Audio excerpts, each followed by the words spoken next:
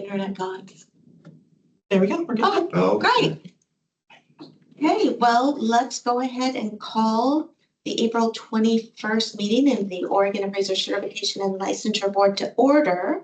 And it is now 9:02 a.m. Steph, would you do the honor of a roll call? Yes. Lori. Here. Julie. Here. Annie. Here. Ed. Here. Kathy. Owen. Owen. Owen, you're on mute. Owen's here. We see him. I'm looking at him. Muted, but we can't hear him. Interesting. Yeah, your mic is coming on and off. How about now? Well, There we There we go. go. briefly. I'm here. And Gary. Sorry, everybody. And Gary. Here. Okay. Staff in attendance today, we have Assistant Attorney General Raul Ramirez, Administrator Chad Cook, Fiscal Analyst Paul Lindsay, Compliance Investigator Dan Murphy, and Administrative Specialist Stephanie Kahn. Okay, great. So Steph, have we confirmed we have a quorum? We have a quorum. Excellent. Do we have any members of the public online? We don't have anybody here in the office. Okay, hearing none. Doesn't look like we have any public input. So we have some action items we need to take care of. I would entertain a motion to accept the January 20th board meeting minutes. I will motion. Do we have a second? I'll second. Excellent. Any discussion on that? Okay, hearing none. Steph? Lori. Yes. Julie. Yes. Annie. Yes. Ed. Yes. Kathy. Yes. Owen. Yes. And Gary. Yes. Okay, motion passes.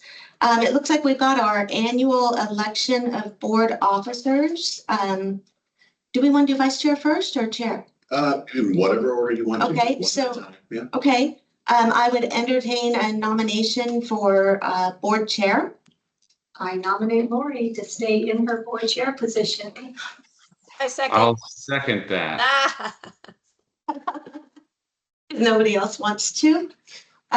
There's, okay, any discussion on that? I don't think we need a discussion on a vote, right? Okay, Steph, could you? Okay. Lori. Yes. Julie. Yes. Annie. Yes. Ed.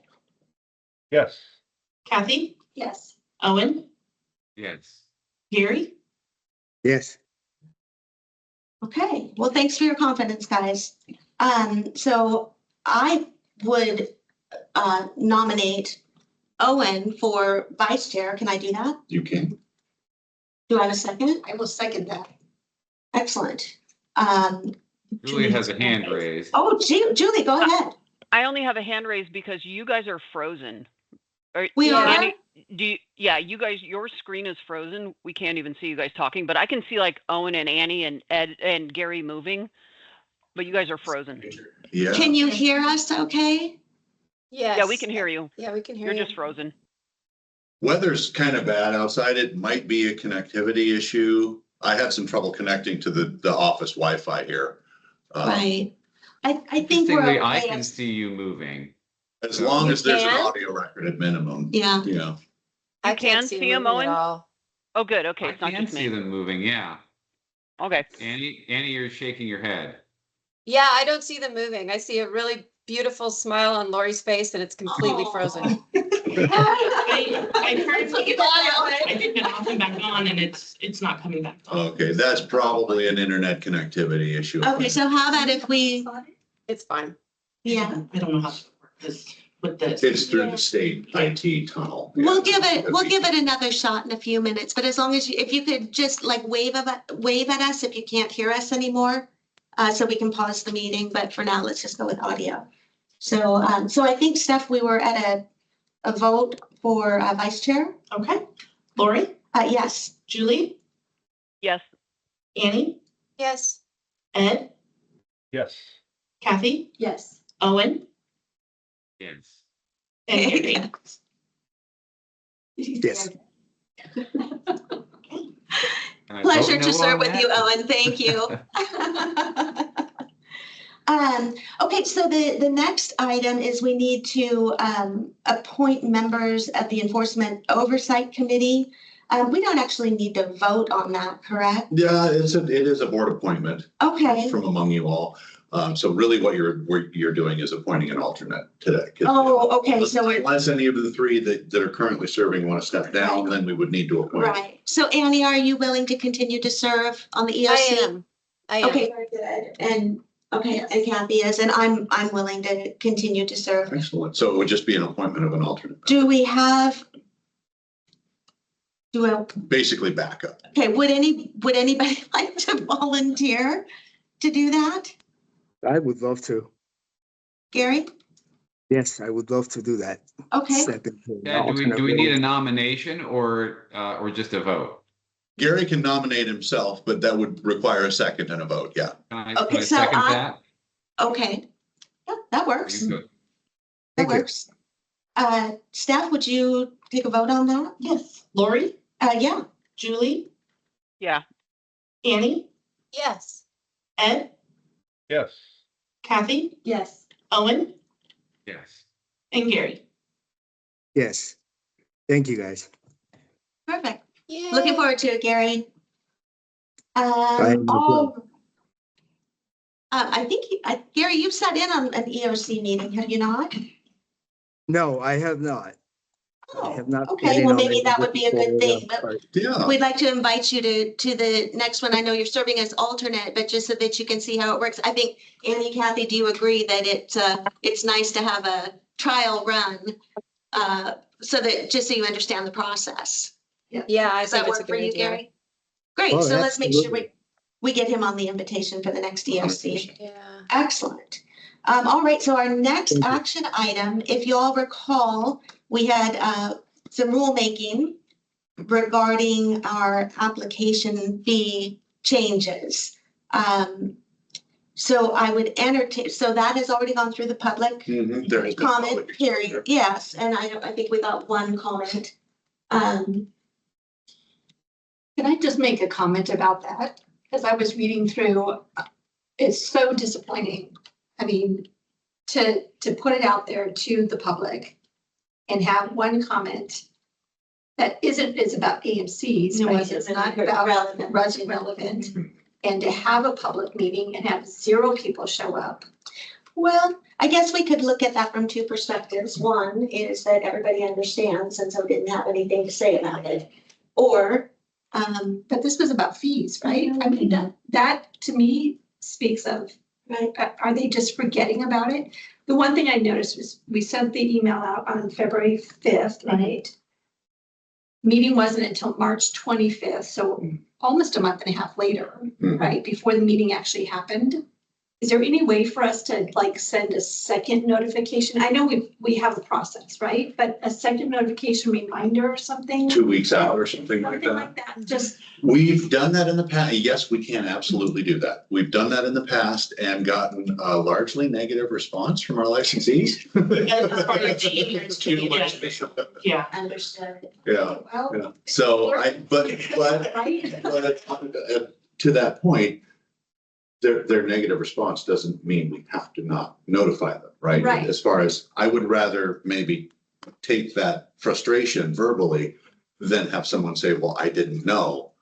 I Right, think I would rather err on the side of caution. So if that's a thing that you want us to start, we absolutely can Is do it that just for me that everyone. is bothered by it, or is, Well, I think that historically there has not been a lot of public input on things such as this. The But less controversial housekeeping type things. We did get a good bit of commentary on the adoption of Korea. yeah, And there have been a few, I think, when the AMC stuff was happening quite a few years ago, there was a good bit of back and forth. So people are paying attention when they want to.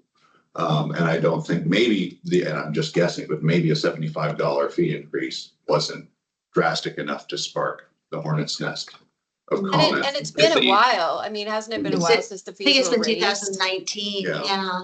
yeah. So, So let's, I'm going with that. I'm going, people were good with the decision. Okay. Yeah, Then I'll shut my mouth. And those, the one comment and minutes from the Mhm. public hearing are also in your board packet. Yeah, and I saw Right. that, yeah. but I don't think that there's anything wrong with a process change and, No. you know, a second notification. And honestly, a second notification from your regulatory agency reminding you of something important on the, you know, upcoming. Yeah, That's going to. If that's gonna, yeah, if Right. that's gonna Even if it's upset small folks, ways, then I yeah. think it's probably a small price to pay. yeah, just to raise a little bit more engagement there. Yeah. Okay, so I don't think that's just a procedure Paul, change. I have a comment. Yeah. The new system we're gonna be looking at will help set up easy responding emails. We'll have our accessible emails going out, so it's gonna be perfect for that. Just let Okay, you know, Kathy, the first time we did the fee increases, which was a big increase for the state, Lori's the only one who came in, Mhm. and we had very, very few comments. Even back then. Okay. Yes, Mhm. I agree with you, Kathy. It's surprising me that more people don't say, Yeah. and I spoke in favor of the fee increase that way. Okay. yes. As a licensee, because I was not on the Yes. board at that time. So, okay, so we don't have a motion yet. No, no. What, so I would. I make a motion to adopt the amended fees that are included in that, what is that, page 6 of our board packet? Yeah, so we have a suggested motion. Would you like me to read that, Owen? Oh, please, thank you. Okay, we have a suggested motion to approve filing a permanent administrative order to amend Oregon Administrative Rules, Chapter 161, Division 003, as proposed, to change certain fees associated with the board's application process effective as of July 1st, 2026. Can I make that motion, Chad? Yeah, Perfect. do we have a second? Second. Second. So we have Annie with the second. Do we have any further discussion on this topic? Okay, hearing none, staff? Okay, Lori, Yes. Julie, Yes. Annie, Yes. Ed, Yes. Kathy, Yes. Owen, Yes. Gary, Yes. Okay. Motion passes. Thank you, everyone. Okay, so moving on to some new business. I think need is actually the word to propose some additional rulemaking to get us back in alignment with AQB minimum criteria. Our education hours are off a little, and this is largely because of the bias Yeah. class that is now required. So we had to shift some things and 8 additional hours for incoming licensees, 7 additional hours for, anyway, it's necessary. It's all in your board packet. Did everybody have an opportunity to take a look at that? So that being the case, I mean, we can discuss it now, but I would entertain a motion we can discuss later. Do you have recommended language for that motion? I'll go ahead and motion that we approve filing the notice of rulemaking to amend Oregon Administrative Rules, Chapter 161, to align the board's qualifying education requirements with the 2026 AQB criteria. I do have a second. I'll second that. Okay, so Owen. So is there any further discussion on that one? It's really just housekeeping, but always open for discussion. Just to summarize, in case anybody ever does see the minutes on this, it's, you know, really what we're doing here, right, is shifting the burden of an 8-hour course away from electives and into a required course for that additional ethics course, right? It's just Yes. yeah, just housekeeping. Pretty So, The only real meaningful significant, well, I don't even know whether you call it significant. The only change to overall hours, QE qualifying hours, would be in that state licensed category because they were at the 150 minimum. Adding that 8-hour course onto the top makes it 158 for the minimum qualifying education hours. Whereas certified residential in general, they, like you said, Owen, they just essentially accounted for that by subtracting the number of elective hours that we need before licensure. Yeah. So instead of 20 for a certified residential, it's now 12. And for certified general, it's 22 instead of 30. Yeah. well, unless there's any discussion, further discussion, Steph, I think we're ready for a vote. Lori, Yes. Julie, Yes. Annie, Yes. Ed, Yes. Kathy, Yes. Owen, Yes. Gary. Yes. Excellent. Motion passes.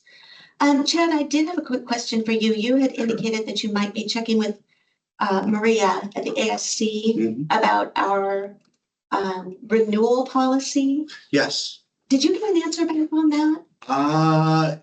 Vaguely, it was kind of being run up the chain a little further, Okay. but the general gist of it is that, yes, there are states that allow renewal beyond what we do in terms of, because we cut that off at 12 months after the expiration of a license.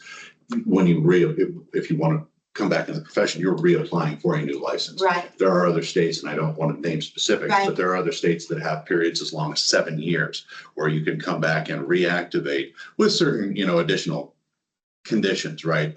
One of the things is that if hypothetically, if you let your license lapse this year and say we modify our rules to allow you to renew up to 6 years late, you would still need, upon that late renewal, you would still need to account for the required continuing Continuing ed education. that would have occurred during those elapsed licensing periods. So we would be looking at 3 sets of continuing ed hours Sure. with at least one use PAP update and one fair housing, the 4-hour. Exactly. Yeah, So would you be willing to draft something up to the board for the next meeting for potential proposed rulemaking on I that? can start. It would be a discussion for a different meeting, I think. So basically, guys, what we're talking about is we currently only allow appraisers, if they let their license lapse, 1 year to renew. Otherwise, they have to start all over again. Mhm. And there are states that allow up to 5-7 years. And in our effort to retain as many licensees as possible, it seems logical that we would also extend that renewal period. Mhm. So we'll get something put together and we can discuss it at the next board meeting if that sounds good to everyone. Okay, excellent. Then moving on to old business, I am going to turn this over to Paul. Hi there. Just so you know, budget wise, still early to tell exactly where we're falling, but we do have savings coming through our positions. Since we don't have positions that are open, the fee increases will help us also. I'm gonna run after July, since I know the effective date now is July. See where we're gonna fall. We are still losing appraisers. You'll see that when Chad talks about our licensings. So we're still internally doing what we can do to save money for the board. Make some little more changes, try to keep saving money. And probably work with the banker on the future because I am concerned that if we don't see changes financially, we're still gonna come in a negative amount, but it won't be as severe as we planned on our budget. We're maybe looking at 60 right now, if nothing really changes. But fee increases probably get down to 20 or 30. Hopefully that's it. I'm gonna have to keep an eye on the incoming and the AMCs that we keep, because that's our biggest is our AMCs. Right. But it's gonna be a tight biennium still, I think. Thank you guys for all you do to keep expenses down. I know that. Yeah. Thank you. That's all I can say. So, Paul, does that conclude your Yes. budget report? Great. Then Chad, I'm going to turn this over to you for licensing and AMC report. Wonderful. Okay, so these numbers are all developed and reported as of the end of the quarter. So that was March 31st of this year. As of March 31st, we had 612 certified general active appraisers, 500 and for which, by the way, is up 5 from the same time last year. So we've increased again our population of certified general appraisers. We have 544 active certified residential appraisers, and that number is down about 50 from this time last year. And again, I think that has to do with some of the volatility or the lack of motion in the residential market. We have, as of March 31st, 108 state licensed active appraisers. And again, that number is down about 10 from this time last year. Total active licensee population is 1,264.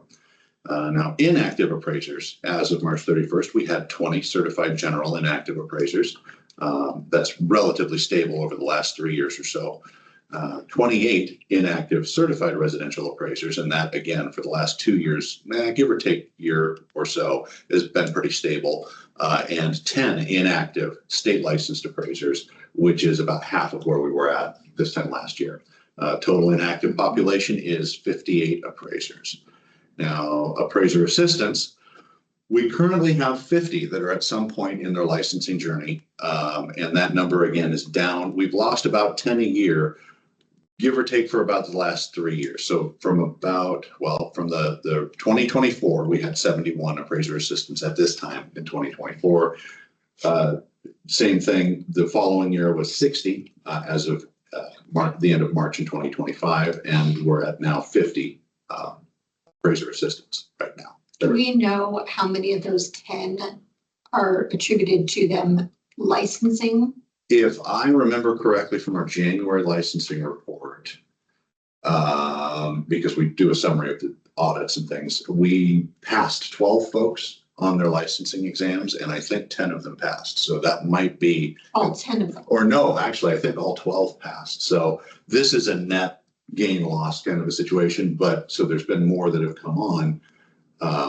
But yeah, that does account for the fact that either 10 or 12 people got new licenses last year through the exam process. So that difference between the 60 and 50, 2025 to 2026, those just probably moved up into the licensed or certified Right, position. right.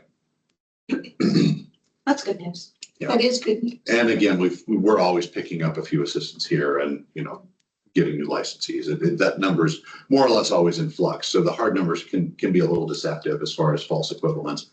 But in terms of folks entering the profession, I think we can safely say that it's down from years past. I don't think there's any other way to see it.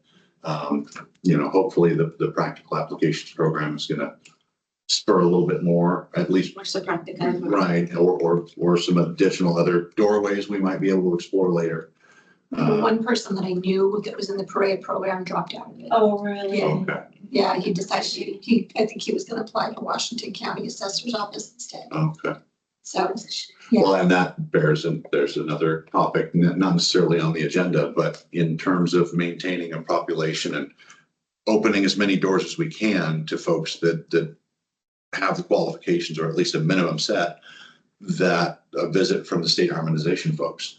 Yeah, with the assessors. allowing assessors, and it does create a not maybe unique, but a specific problem in Oregon, because the assessor's offices more or less specifically exempt themselves. Yeah, so that's from a use map. So that's that a use map, project. It's not just something that we That's can not do gonna by be- rule. Yeah, in between one board meeting and the next. No, this will be it'll be a long process, but right. one that probably ought to be started and the conversations. What I keep saying is we're one interest rate point away from this problem. Right, Yeah. right. Maybe correcting itself a Right. little bit, but The floodgates would open. and hopefully. Sun would shine through the clouds and So angels would hopefully. sing. I did want to clarify, he didn't drop out of Perea because of the issues with Perea. He decided he wasn't ready to start a business of his own Fair. and become an appraiser and go through that route. So that's why he. He still might be a real good person to consult with Yeah. on his journey with Yeah. the county, What does Just- this look like yeah. from the inside? from his perspective, would it be something that he'd be interested in pursuing? If he's already interested. Because I think most of us in I'll this check room this have out. little to no experience with assessor's offices beyond arguing in a BOPTA hearing. Right. Things like that. Another connection to the gal that I know works for Washington County Assessor's Office, and I can reach out to her. I don't know if he ended up getting the job or not. He was in the application process. Yeah, and we And also have so, Kurt yeah. Cratchell, who's very willing to Yeah. talk with us Yes. about it. So, okay, so that's a project for another time. Correct. So where we were left off at was the appraiser assistant population of 50.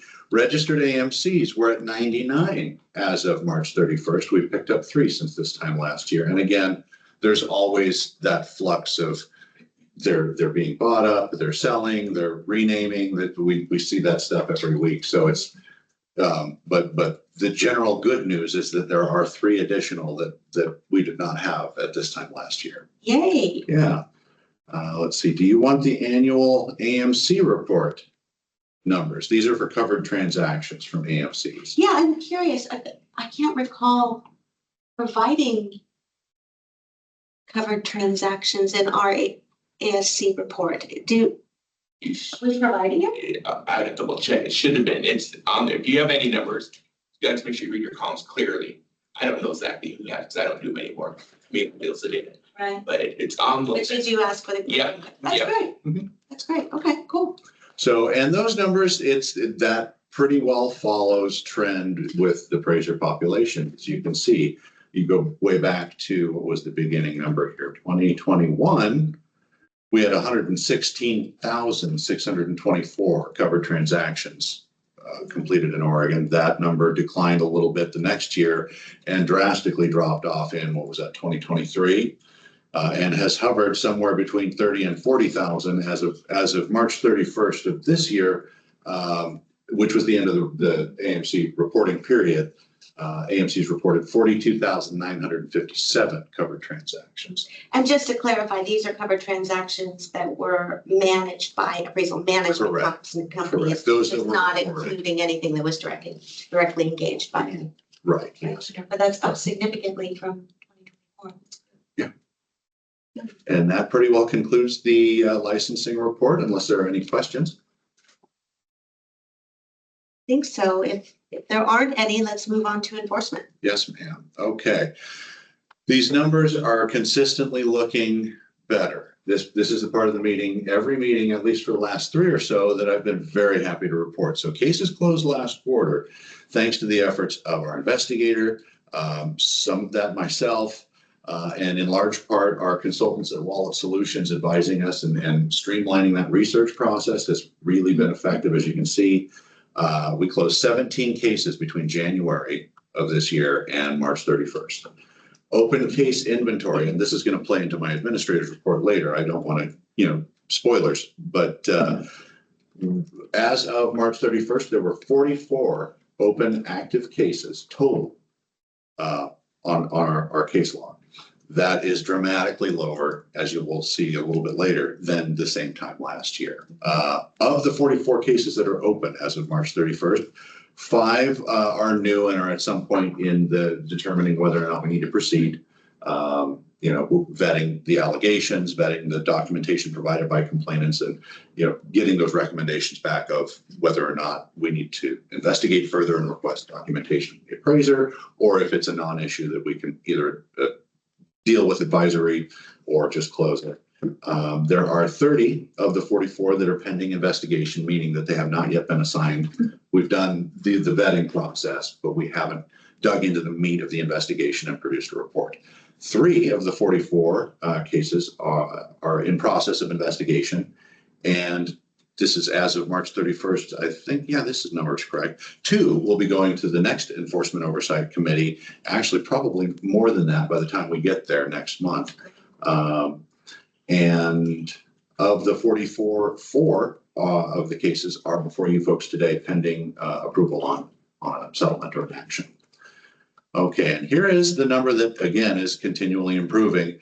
Cases over 1 year old as of March 31st, 2025. Now, if you remember previous board meetings, that number has been historically higher. As of right now, there are only 29 cases that are over 1 year old. And I would like to see that number be 2. I'd like it to be 0. 0 would be ideal. Very much. Ideal, yes. And we will get there based on our progress. And just if you trend that forward, it's not instantaneous, but I think we will be getting there in the very near future.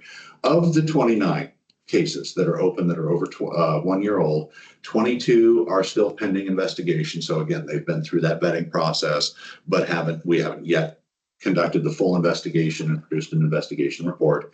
2 of the 29 are being investigated currently or in process. 2, again, are before the next Enforcement Oversight Committee. And 3 of the 4 that you folks are dealing with today are over 1 year old. So one of the cases was kind of one of those priority that we needed to bump to the front of the line because of one reason or another. But again, our primary focus is on eliminating that backlog, getting those appraisers the information they need, getting the complainants resolution to their issues, closure on things like that. So essentially, that is the good news that I have for you folks today with our enforcement report. Are there any questions? The 29 of the 40 are part of the 44. right? Correct, yes, yeah. Great work, guys. Once those are cleared out, we'll have very few open cases. Right. Assuming we don't have a ton come in. Right. There are, if I remember correctly, given that one of them is being dealt with today, there are only 2 cases open from 2024. We've managed to Okay. triage and or investigate and close. We're getting there. We're getting there. Yeah. It's a process, but we are getting there. Good work. Good work. Okay, so if that concludes your report, Chad, we will move on to the approval of the board orders. So let's see, how are we gonna do this? Kathy, do you want to make a motion on these or should I read it off, Chad?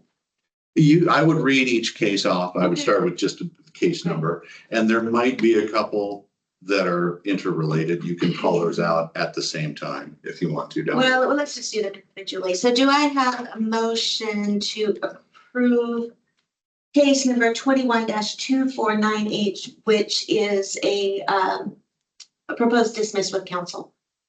I will motion. Do you have a second? Second that. Excellent. Do we have any discussion on this one?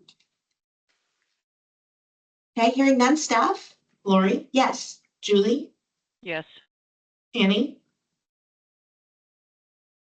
You're muted, Annie. Yes. Ed, Yes. Kathy, Yes. Owen, Yes. Gary, Yes. Okay, very good. Motion passes. Let's move on to our next one. Do I have a motion to approve case number 25-2648, which is another dismiss with counsel? Make a motion to dismiss case 212498, please. Or, yeah. Oh, Accept and how about accept the 25? The recommendation. next one. Next one, Owen. Oh, did I skip ahead? No, we need 252648. Can I make a Could you say motion what she said? to accept the recommendation on 252648? Great. Do we have a second? Second. Excellent. Do we have any discussion on this one? Okay, hearing none, staff? Lori, Yes. Julie, Yes. Annie, Yes. Ed,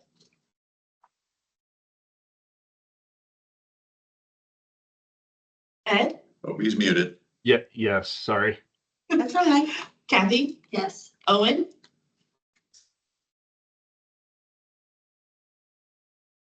Owen, Frozen. Did you not? Yes. Yes. and Gary. Yes.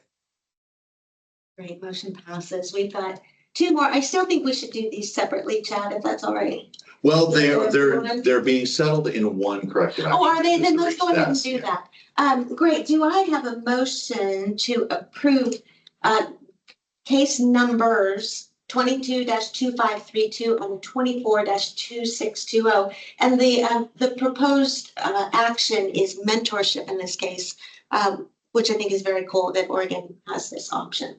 So do I have a motion? So moved. Excellent. Do I have a second? I'll second.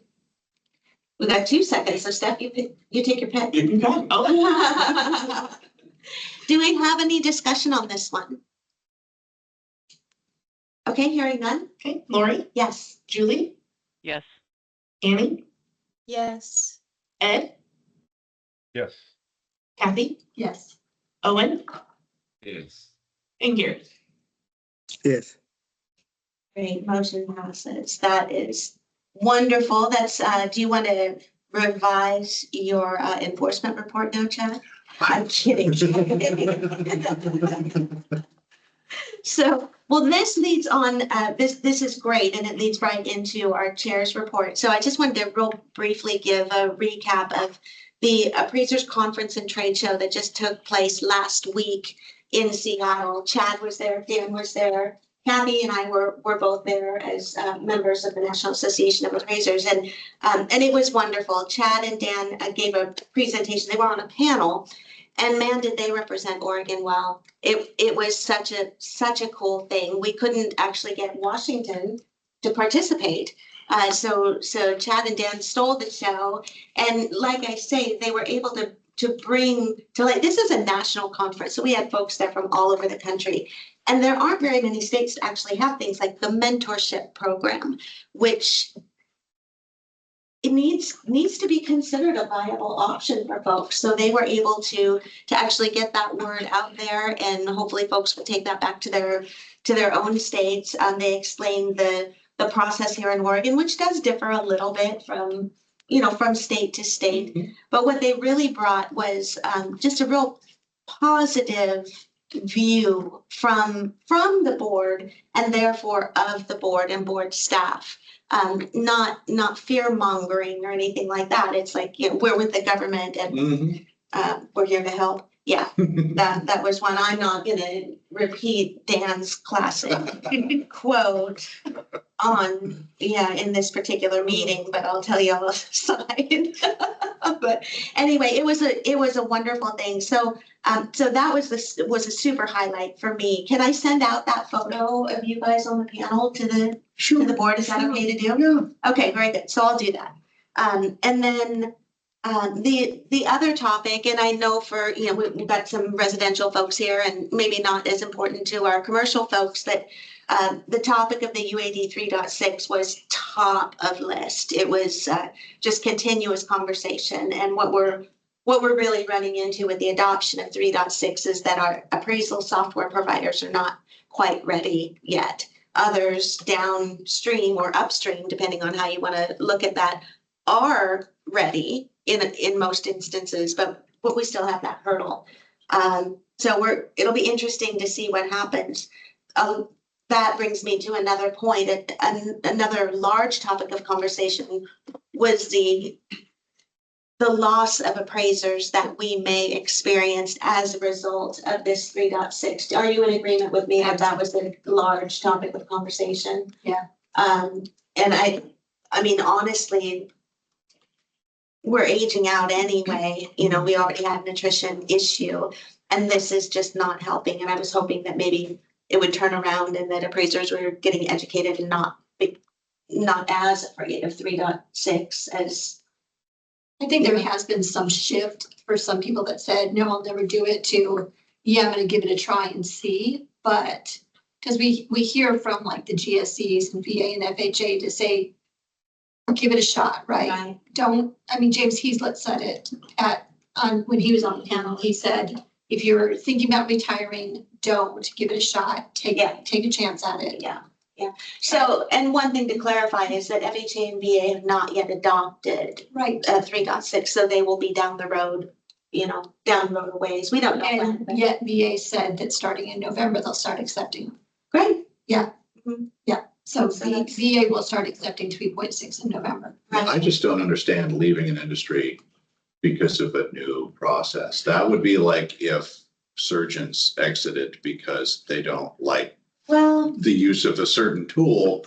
It's a tool. And yeah, there is a difference. There are detail differences. There is. But it's cutting off your nose to spite your face. Yeah, I sometimes wonder, because there is going to be a requirement for, showing your work a little bit more. And sometimes maybe there are some folks out there that don't feel real confident in their skills. Yeah. And maybe don't feel like they can. That's where our mentorship program comes in.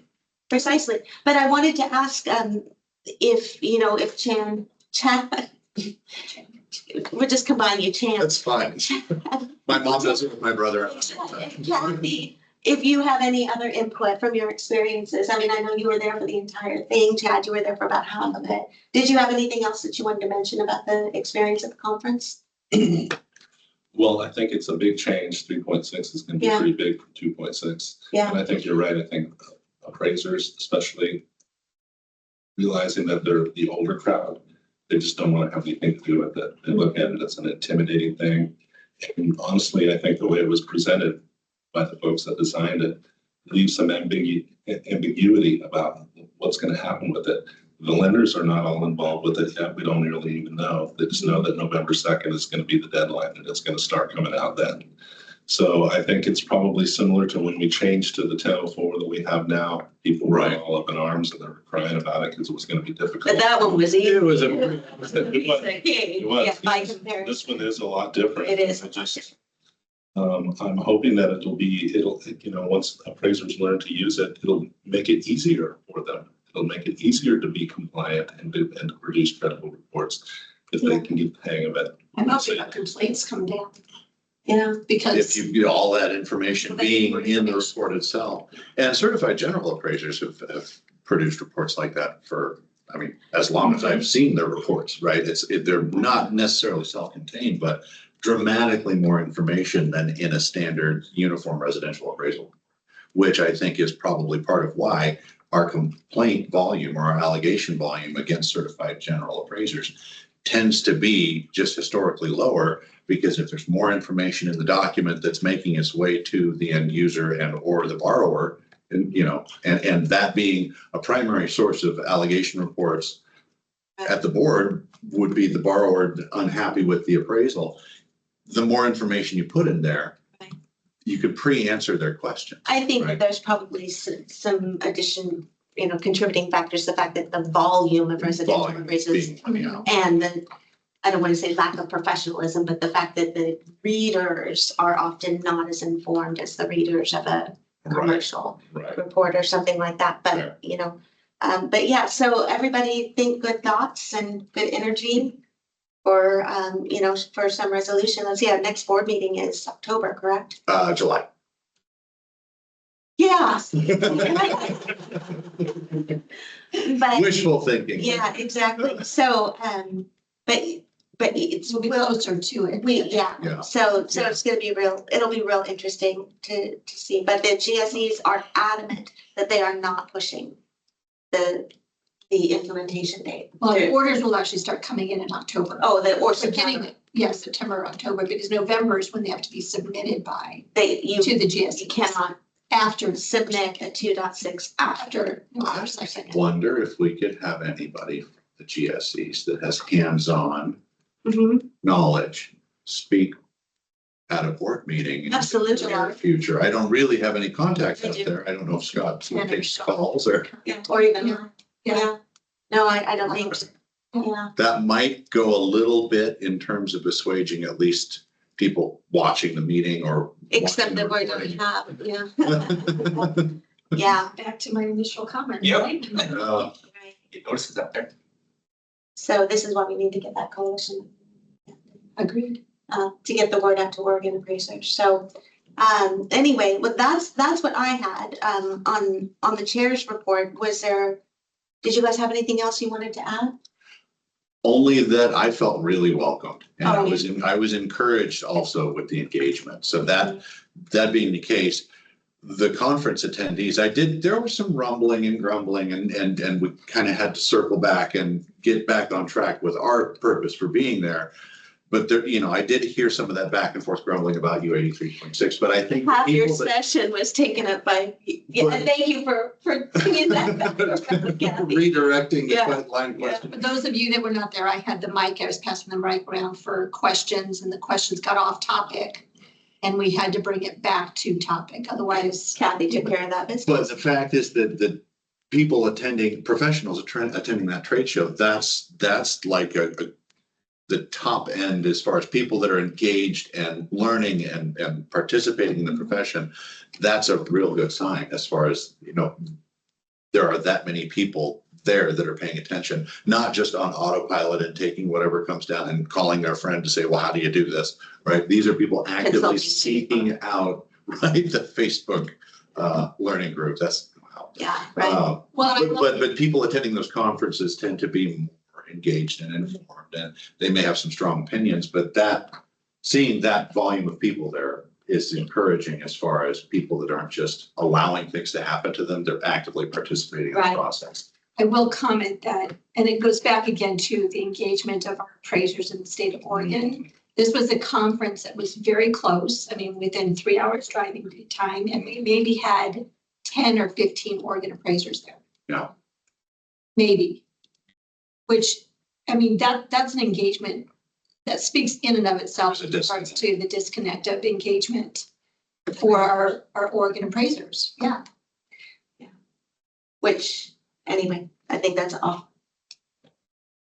outside meeting conversation for. Okay. for Yeah, me. I think that's a wonderful topic, and it's one that all of the professional organizations should be discussing.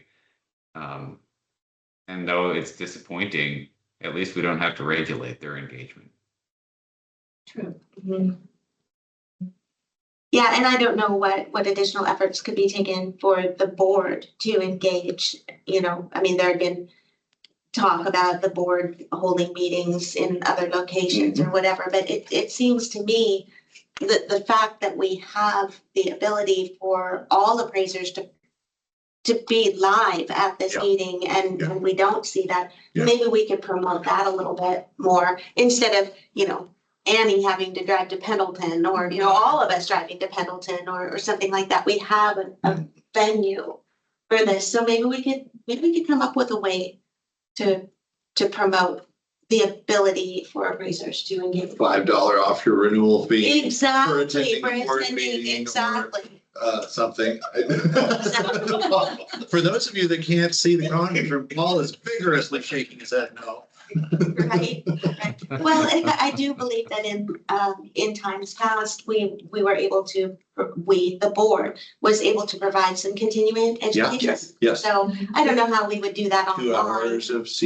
Yeah. Well, I mean, it's not, we have online education, so it's synchronous or asynchronous. That would just be a synchronous delivery method wherein we would probably need to have cameras on and take attendance and things like Right. that, meeting those class requirements. But as far as the roadshow board meetings is what we Yeah. used to call them, you're right. That existed in a space where we didn't have, or at least weren't utilizing virtual meeting conferencing software, right? This was pre-COVID. And that's really what spurred the current technology that we're using today. And the fact that we have a hybrid work schedule was out of necessity. But now that One of the- necessity is passed, it does still work. It still works and we've got to experience that. So, yeah, I think the in-person meetings, they do tend to draw a few more people in than would a virtual because most of us feel, at least I do, being in a room with people is easier to connect and you make eye contact and you can see body language and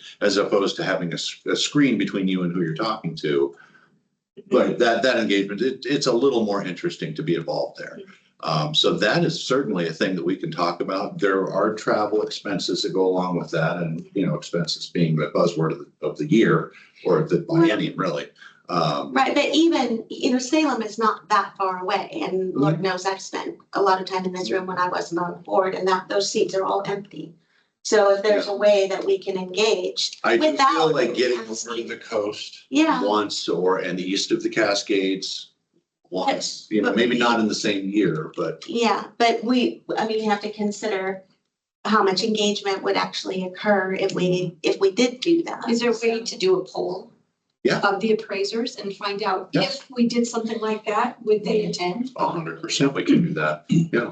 A survey monkey or something? I just know in the past, the attendees would go up because of the education you guys got at the board meeting. Yeah. Right. The board meeting after that would be 2 hours of that, great. And they always seem to be full of Medford. The 2 times I've done since I've been here, it's been Medford. It's been pretty full each time. Yeah, Medford appraisers are really engaged. Mhm. Yeah, they're great. So not that all appraisers, all Oregon appraisers are We great. love everybody. Yes. For a while.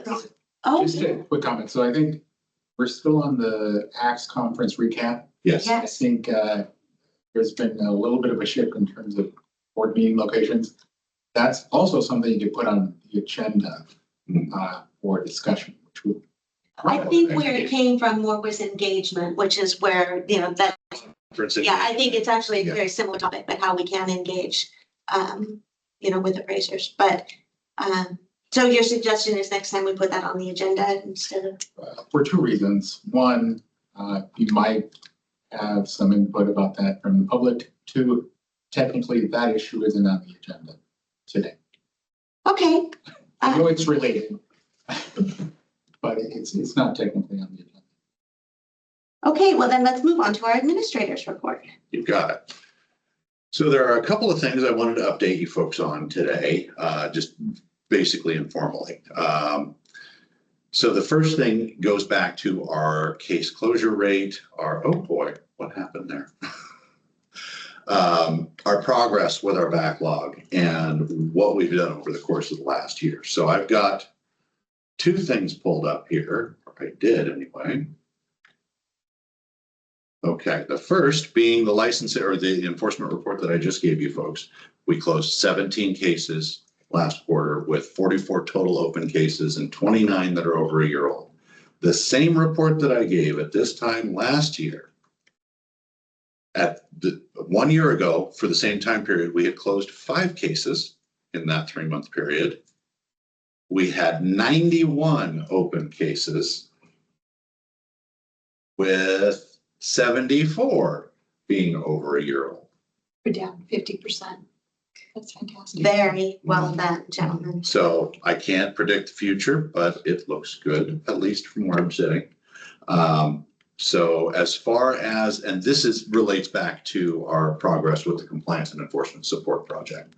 So that is the direct impact of getting that appraisal subcommittee grant, putting it to use, engaging a compliance consultant.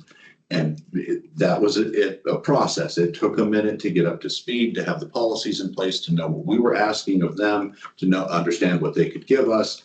You know, I wanted to keep it very much within the board's existing process and not just hand a case to a consultant and say, go investigate this and present it to the board, right?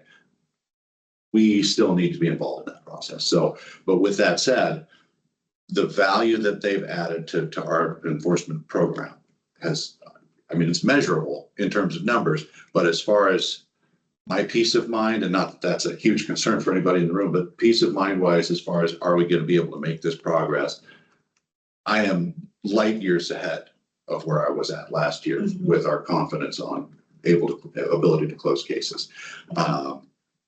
We do currently have a number of cases that are still with the compliance consultants. I think they're working on a couple of audits for us, and those 5 that are being vetted, at least 3 of them went to those folks just because of the complexity level of some of the work and things. So they continue to assist us with that. As far as the grant progress goes, I will be here developing our annual report. I guess it's every 6-month report.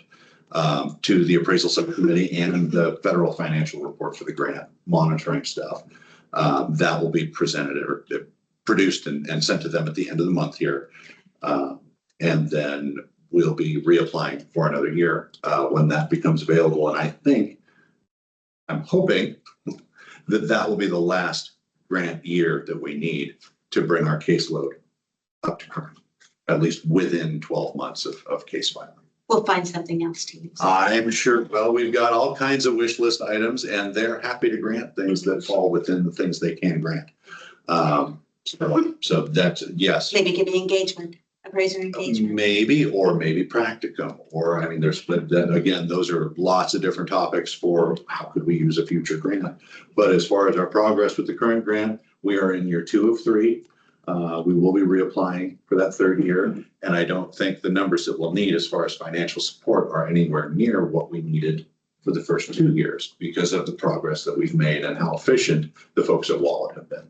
Excellent. Yeah, I'm just very impressed with them and the whole process and so grateful to the ASC for those program managers are worth their weight in gold. Really. So as far as the compliance and enforcement support update, that pretty well covers that, unless there are any questions that anybody has on where we're at and where we're going. Hearing none. All right, You wanna move yes. on to the Yes, licensing portal? so the secondary update that I wanted to give you folks, and I'm going to tap Paul in on this one a little bit because he's been working directly with the software developer, with our developer.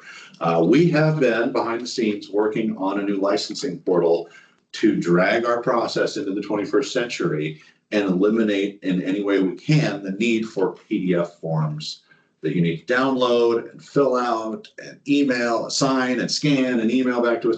That is a cumbersome process that lives in 1998 or so. And there are tools available to us that will streamline the board's time in processing, It will, like Paul was saying, it'll allow us to send renewal reminders. That is not a thing that we do right now, just because that has to be a manual process in the database, where this new portal will allow us to do that automated. The renewal process will look, I mean, the requirements aren't changing, but the way that applicants will submit their applications will be significantly faster. You'll upload documents instead of attaching them to an email. And there's several states out there that have a similar process that have had success with it, and I think largely positive feedback when the systems work. So that's where When the systems work. that's why the caveat ended on the end of that sentence, because that's where we're at right now, is in testing and modifications. I have a couple of pieces of feedback for the developer that I'll be giving either today or tomorrow. Some additional functionality that I think I would like to add. There's been questions in the past or requests in the past to figure out how many people are going through PARIA and or finished PARIA, and what types of experience are people submitting with their applications. This system hopefully will allow us to track some of that internally, so that I can add those things to the reports to the board when they're asked for, just so that we can better measure where our appraisers are coming from and how they're learning and things like that. Let me know if I can be of any assistance with that process, because we're licensed in 50 states. Oh, wow. So it's not just the appraisal management companies, and then I have to carry a bunch. So I see a lot of these Different systems. systems. Excellent. Okay. Be happy to, Yes. Yes. let you know what some of the pitfalls that we've run into Okay, are. sounds a good Be idea. happy. And just to kind of pass it over to Paul, not to put you on the spot, but what are you thinking of the trial beta runs that we've been doing? How are you folks feeling? Haven't gotten too far into it due to we're connecting, it's a dashboard is what it is. And I just went and started a new person, never had a license, so I started, got through the process. It's gonna be easier for the appraisers, as in they're gonna have more control of it, for them to do things. There's a lot of stuff on this database that we don't need. So that's what I'm trying to do, is clear it up so it's more friendly for our people, not for Right. other states. That's what's on there now. Even our database now on the back side of it, there's so many drop down boxes that we don't even use, or stuff that we didn't know that we could use. So working with it directly, there's a team of 3 of us that are really step by step and go through everything. Some things I disagree is he's asked for the money up front. So when you start doing your application, it wants to charge you, then you can continue on. I don't like that. There's just too many problems with education. Education is our biggest issue we have. It's because the schools don't give you guys the right codes on your certificate. That's how we know you took the course. We have to verify it to a roster. So I don't want to be charging you guys until we know for sure. Until Sure, you're gonna go sit down. A single one where you pay. Prepay, yeah. So add the documentation to the profile, you get a review step at the end of it, and then hit submit, and it charges you. So that's what we're working on. We're trying to develop it where it's more what we want. He's based out of Idaho, I'll be honest, and it's based for his Idaho people. Well, we don't want to run that. I don't want to run that way, but keeping wise, because the all green funds I'd be doing. Yeah, And right, yeah. because there is times it doesn't. An analogy would be, Ed has developed a Swiss Army knife. What we need is a 10mm socket specifically, right? Right. So it's a good tool. We're just now refining it for what we need it to be. And he's given us a good deal, as in, I can ask for anything. And he's been Right. Flat fee, Flat fee. yeah, That's perfect. Because we're helping develop something new that he could take out to other states. will be his advertising, yes. Right. Well, not directly, No, but I hear what you mean, Correct. yeah. And it's been more friendly, so if Appraiser ever goes in there, just look, we can have notices on there, blinking, colorful, whatever we want on that also. I want- Besides, we can do it. we probably can do it. Not just our webpage, because a lot of people don't put on our webpage, because it's out there on the webpage. Where's the webpage at?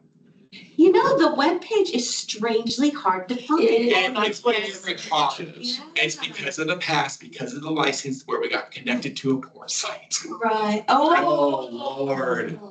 Ouch, It was, okay. you would probably know more, it's when we had somebody here where the person that ran our database was in somebody's basement, Yeah, something like that. And that caused, when he left, we had no access to get to our, No. in 2017, to renew our license. right. We had no access because we owned it.